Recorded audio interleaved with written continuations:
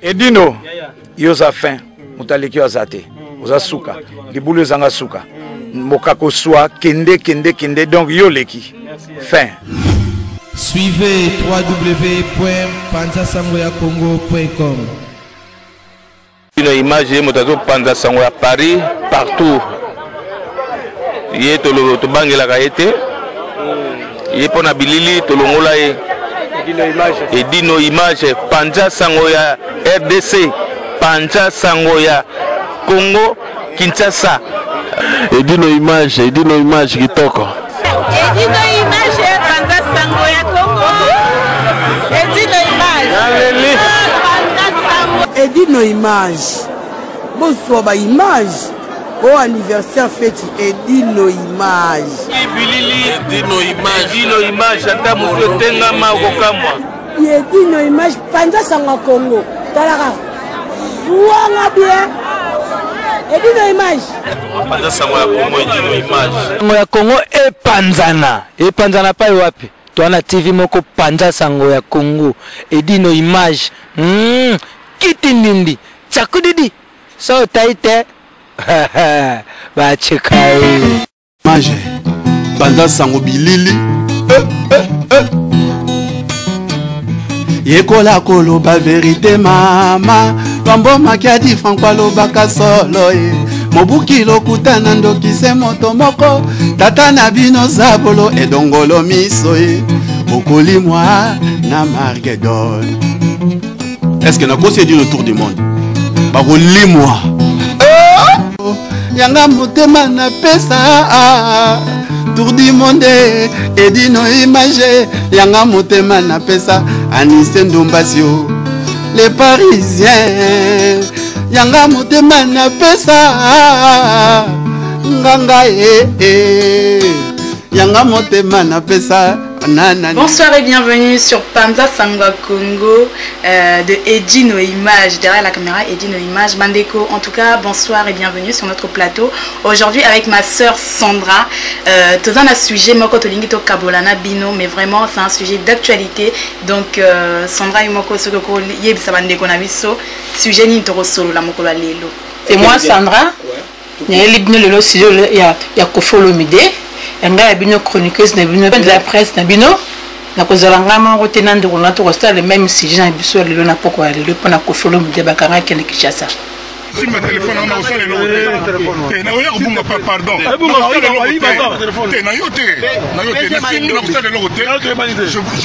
Je le jure sur mes enfants. Tu viens de dire ma téléphone on a pardon.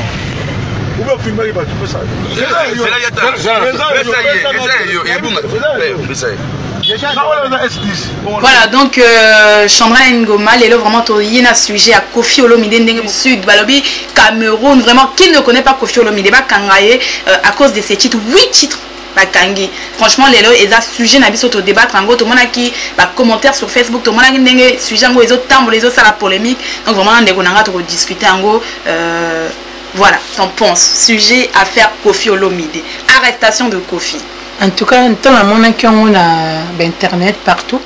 Nga teme sana nga paste na mona Kofi Olomide bakangi bato kene lokola mwana mkibi na kudu atayo mo. Écoute, tout même kokangaye Sandra vraiment. Kokangaye pourquoi pas s'il a fait quelque chose de mal, pourquoi pas? On a kindenge vidéo wana. Kutu téléphone na ye. Balingi kutu ah non, moi personnellement moi je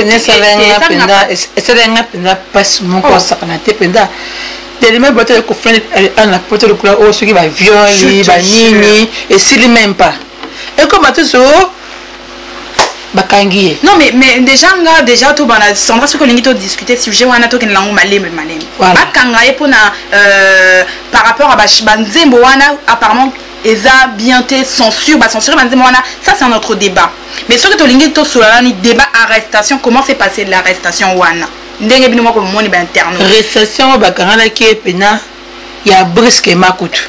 Nakata ndaku na kilote na t-shirt moko kotu na sapoko to bosuka moto kene kandinga le gulungulu comme ça. Même téléphone même benga. Ça même kuto avocat na pembe na benga même avocat même mandat kuto ezele kuto même pas. Alinga benga avocat kuto ba botelier téléphone. Azo kenge la téléphone azo senga téléphone lokola mwana moke monga choqué nga. En plus ils ont filmé ils ont diffusé. Et on sait que tant qu'il n'est pas arrêté, tant qu'il n'a pas été condamné, il est présumé innocent. Non, je suis désolée. Nga pena na sembla ki nangote, nga pena si jango tana mona ki dikamo pensa danga te ma passe munene. Que te ki artiste munene pena mbonga na so pena ko follow mide. Ba pema ba kenda, ba ki keste ba kenda, tout le monde ba kenda. Atika yemo kaka et c'est délicat. Ko follow mide. Pour commencer le quoi moi qui oya benda oya tirer oya sala be mais gouvernement la biso suko ya Congo suko ba sala ndé pour ba sa musama pour na makambo. Non mais ça manque de respect et ça humiliation et on est contre ça mais franchement arrêtez les gens après d'un côté on va dire que Eza Kofi Olomide azan zambete a koki baba ko reteye parce que azan mutupe a ko sala makambo mabe afinga ki mutu mais afinga ki mutute et ndenge arrestation wana ezala ki arrestation wana ezaki ndenga mabe la procédure n'a pas été respectée boko kanga mutu bongo même si azan mutu pamba boko kanga e bongo te humiliation pona nzembo nzembo pe afingi mutute nzembo pe so bote ba clip na kati pa sali pe afingine ni mutu rien du tout.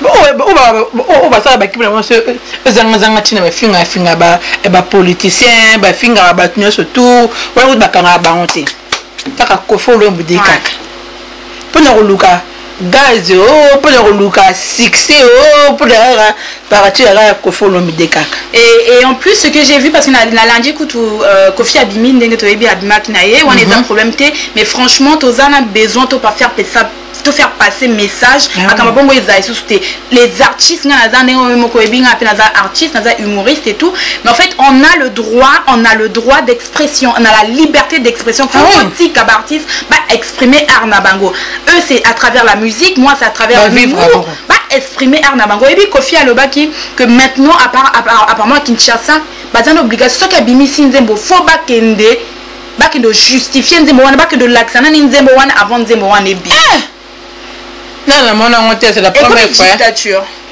quelle non la loi ya Kabila na di seke ne basali bon ba progresser Nzembo et ba futa ba mbongo non progresser na gouvernement gouvernement ben na moni parce que moi si ma ka ba musicien kaka ah non moi je suis pas d'accord ba musicien kaka ce n'est pas bon hein dans mboka moko to lingi mboka nano et changer nano parce qu'il y a pas besoin de changement ya mboka est changé pas ça ba misala batika ba viole batika ko bomba batu batika tema ko ça ba kuluna mingi leki trop na Congo non senga ba gouvernement ya Congo ngeta ke président de la République Fati Lukata ko edeta ba peuple congolais parce que ma kilete est tellement belé na mboka na biso to lembi comment tellement mboka na comme na ndeko ba kundeni l'hiver makila. Oui, mais après Fati apparemment il a changé beaucoup de choses. A changé Makambweza bien, mais faut changer Makambwe na ndenge lokola makambo ba artiste. Par exemple makambo Kofi wana eko shootinga, makambo wana eko za la bongote. Kofi a demandé que censure et longwa. Et moi personnellement je suis d'accord que ba lokola censure wana. A le droit de s'exprimer et de la fali et de la fille. On a le droit de s'exprimer. La liberté d'expression. La liberté na pourquoi namboka na biso tolinga motote tala Kofi moi je te jure que nazana ba camarade baza ba camerounais baza ivoirien soka yebisi star mboka na bango moko resinga moi je suis fan de Kofi Olomide omoni mais namboka na biso moko artiste wana bozo pesa y respect bazo pesa même pas respect motoko la ko ka maina kata robinet odo meme le kwa moi me kata yo moi papa bana penza azana bana ye azana famille na ye. Puis les gens vont nous dire que l'Afrique toza procédure mon côté par rapport à la France. Par exemple, c'est bongo mais non, je suis désolée. Le droit est le même. Le droit d'accord pareil. Et ça moko et la France et droit et ça moko. La différence c'est que biso na moko na biso to linga to respecter droit wana te. C'est linga ndé ko sa mambo wana ndete. Balinga ngo même pas. Parce que kini ndenge zana penza ba ke tande to loi pendant les musiciens. Jamais dans ma salon. Bon, oui, Sandra, moi tout le monde a sur Facebook, on a commenté parce qu'il y a un statut, on a publié quand on a une page, parce que ça a passé. C'est fait la quitter. On a publié, j'ai dit mon opinion, on a le bac qui a fait la qui n'a pas été. Tout le monde a commandé, ouais, Chandra et tout, Yozaki, d'accord, parce que tant que Kofi a bêta kiff, Bafi, Wana, Ndenga, Bako violé, bateau, donc ça veut dire que toi tu es d'accord avec ça. C'est quoi le rapport? C'est quoi le rapport? Bon, le babanzem ou Kofi, ce que les 8 chansons, peut-être parce que ça pousse les gens au viol, ça pousse les gens. Non, non, je suis pas d'accord. Nzembo, on peut l'habiter sur votre vandi penako, aux albums, au vandi penako, yo quand on peut parole benakati. Kofi a bien koyemba. Alors, l'album n'est pas, comment on dit, vie 12, banzem on a kalakalana. Banzembo et puis on Kofi a ça là, l'album a kalakalana et bien. Batala ngote. Ay vola mon tout un balo makala kaka nzemo na musika esika o kaka ndiale na comme que fele batina kati afingini takala batu non to afingi ba sexe batu to afingi bala batu c'est comment dire ça se met que zana ta ka tata mobima bongo penda artiste yemo te le ka ko fo lo mi de ka yemo ko papa mba ke star ke tout le monde ba kenda c'est kana yemo ka. Kelly c'est mérité. C'est mérité, je te jure, mais profitez. Artistes tranquilles. Laissez les artistes tranquilles s'exprimer, s'il vous plaît. Évoluer quand même. En plus, on a besoin des artistes. Combattant, baboya concert. Comment qu'on souffrir ma casse na Kinshasa. Comment qu'on se débrouiller un peu pas nini aller sa famille na aller sa bande ko na ya sunga na mamukia na ka parce que ba polité un peu ba gagner sombongo sauter bah ouais pas nini concert poto et beta ma sauter mais ce producteur a produire artiste exacté. Mais Landa, oui, tant que Kofi Abima et Ebsaki à faire passer message moi ici à lobby, n'a pas solliciter n'a lobby Kofi le midi ya cause de la nambo qu'on a biso logo là-bas ils voient rien, bah quand même ici si c'est trop compliqué là-bas ils sont en train de t'arrêter, viens vivre avec chez nous. Mais en fait, ce qu'on doit pas oublier c'est que n'importe où abattu balinga ba touriste ba ya kapwani touriste azo mema mbongo touriste azo dépenser mbongo wana ezo kota na mkesa les ko le mi débat wana ba employé na ye wana ba salarié na ye ba chauffeur ba tout ça les employés na ba danseuse et là ba employés azo payer sa musala mbongo wana azo dépenser ezo kota na l'état les impôts qui payent ezo kota na l'état ou les artistes locaux la Kofi akembo ka mususu wana eza perte mboka tu vois azo valoriser quand même valeur ya Kofi biso mo ba congolais to saboter artiste ka Kofi Olomide ozo kanga lokola moi moki bozo kirene lokola zo ndeni ngapine selenga passe moi je te jure. En tout cas moi de Sandra je sais pas ce que toi t'en penses en tout cas na partie na la conclusion na koloba to koloba kaka Kofi te parce que toi koloba bozo côté laye parce que za Kofi to tozo côté la nga personnellement to nazo côté la profiter et même ce que zaki fali ou faire peu importe l'artiste et linga ko nazaka opinion na linga ko zala kaka ndenge moko opinion na linga ko changer te parce que mon point de vue c'est que peu importe l'artiste aurait été peu importe l'artiste qui aurait été victime de cette situation ça aurait été pareil que ça soit Fali Ipupa Ferrego là je sais pas qui peu importe l'artiste la procédure d'arrestation n'a pas été respectée l'artiste a été humilié ça c'est pas normal on est dans un pays de droit Fati tu l'as dit Fati le président Fati l'a dit on est dans un pays où les choses ont changé il faudra vraiment que ça change et la censure franchement tant que les procédures la censure qu'on l'arrête tant qu'on estime que l'artiste est juste en train d'exprimer son art pourquoi tout ça la bongo vraiment Wanezaki point de vue nanga ce que toi tu peux dire na côté nanga ni artiste muté mais nanga tellement c'est nga pasi bande ko ngai c'est pas là que na ngoté c'est pas là que na ngoté Fati que tant que président aider ba artiste ba na besoin de songi so tika ba souffrir pardon. Bon, en tout cas, les lions de la presse, tu as qui vraiment un message avec ma consoeur. Les lions de la presse, Balobi Koutou. Les lions de la presse, mais quand on te télémie, Bolobi te bourra qui n'a Paris. Maintenant, de la presse, tu zones sur le terrain. Enfin, les maîtres. Les maîtres. Coin tu coin, yémoko. La balle ouais. En tout cas, ben. Okanga moto ba chérie. Na mona raso ba kanga moto na ndako.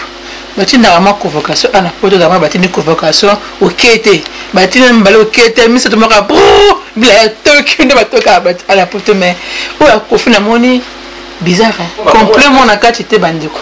En tout cas, si on prend la colobate complot, on a évité qu'au film Cameroun a sali pour complot et zala. Mais en tout cas, ça a été très brusque. Tout le monde a qui bakangé, mais on sait que la procédure n'a pas été respectée. Bah, respectez même pas mandat. Arrêter Moutou, faut un mandat d'arrestation.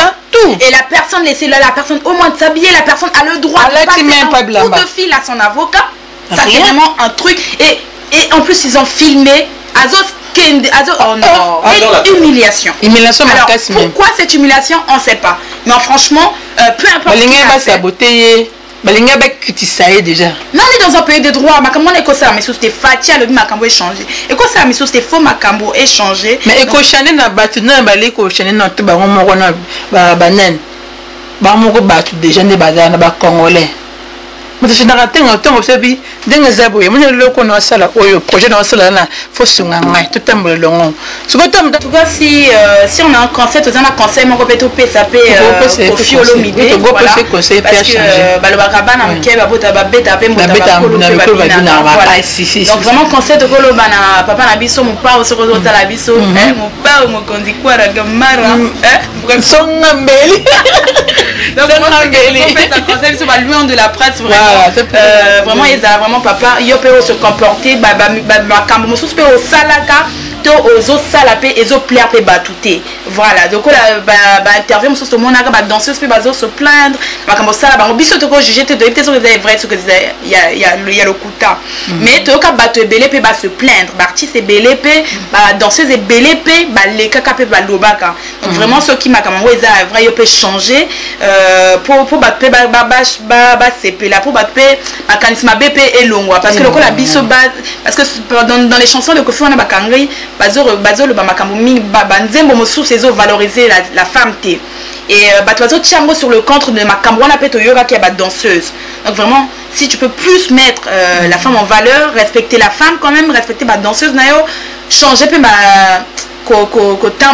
les tambolé linayo voilà que plein de choses puissent changer aussi Kofi Olomide avec l'âge avec tout le respect qu'on te doit avec l'expérience pour bisopeto CP la bisopeto essayer de défendre yo to doit partir pour te éviter aux artistes pour bisopeto CP là pour battre on peut pas CP là voilà pour que tout aille dans le bon sens voilà on a dans le kamboka wana koloba Sandra je sais pas ba ngala baksaka ndambuka na baraka les grands mopao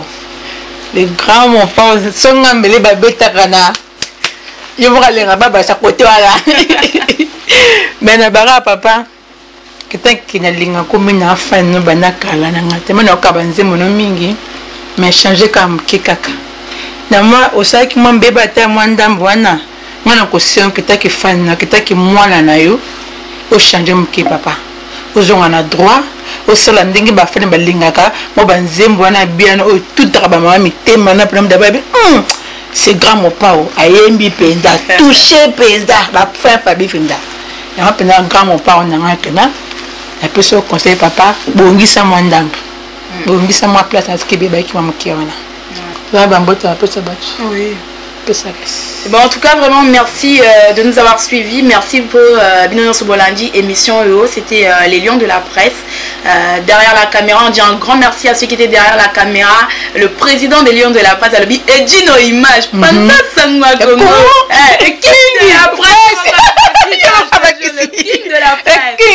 Alobi, c'est ma disciple, vraiment. C'est ma disciple. Des grands merci et des gros bisous à Edino Image derrière la caméra. Des gros bisous à tous les Lions de la presse, les Lions de la presse.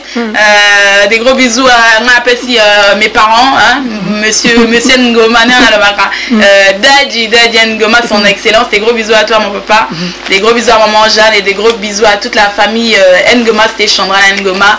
Voilà, je vous dis à très bientôt et je laisse la parole à ma consoeur. Ah, merci beaucoup ma chère. En tout cas, merci en tout cas, merci beaucoup. Na pesi mbote na la yemoko. Dine image panda sanga Congo. Ben que le king est Mobutu. Na pesi ba mbote siko zali. Na pesi pe ba mbote na ngape na babi manguza. Na pesi mbote na ngana ba oyanga ba camarade na ba ba mes copines baninga nanga surtout na peut-être ba gros bisous que vous allez na bana ba mes bébés je vous aime je vous love on appelle ce mot tété mais aussi katé ma copine je vous aime et mon chéri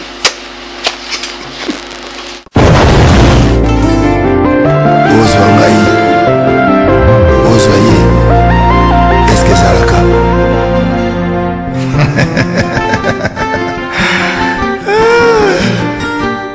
Patrick Malovengi, Global Express. Nakutu, bana ya Afrique, esika ya Sir, bana kutia bilongo na yo, izali bongo na Global Express. Angola, Brazza, Kinshasa. Vous avez un problème, vous avez besoin de biloko. Global Express, izali agence ya Sir, o bakutia bilongo, pe uzia ngo na assurance nyonso. Bakifuna nyonso na lokeno na Angola. Wapi? Global Express.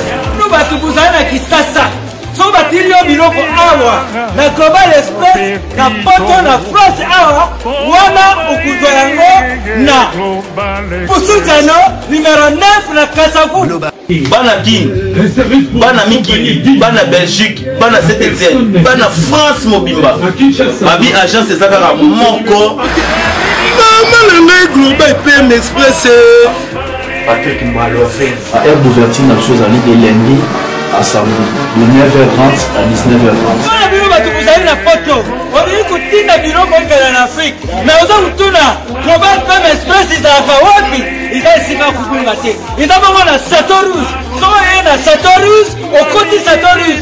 Au tournée numéro 25, Ville Léon, Bandikou.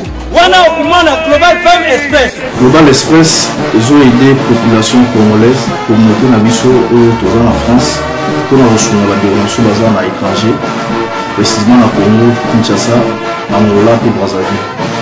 Nous avons toujours team de la police, nous avons fait le conteneur, le fret maritime, nous avons le fret aérien et le team de l'avion. Le team de la petit colis, la police express, et cela va des jours. Et surtout, nous avons un service funéraire. Au cas où j'ai pour un décès, pour hésiter, pour mon ami au fouti à la poto, pour saluer ma ramon sur ma kin, la dengue et abisso la poto, pour l'équipe agence, au jus DVD nayo, au moins une prestation et les cas qui n'a kin, selon vous nayo. Bandikou, Global PM Express, ils allaient agence Yassine, oh bah vous tiens biloko, peu ou bien on assurance nyonso. Pour la biso awa, ils allaient rapidité, confiance, non sérieux. Global Express, rapidité, confiance, sérieux. Là, si vous avez vu logo, c'est vrai que vous avez dit que vous avez vu.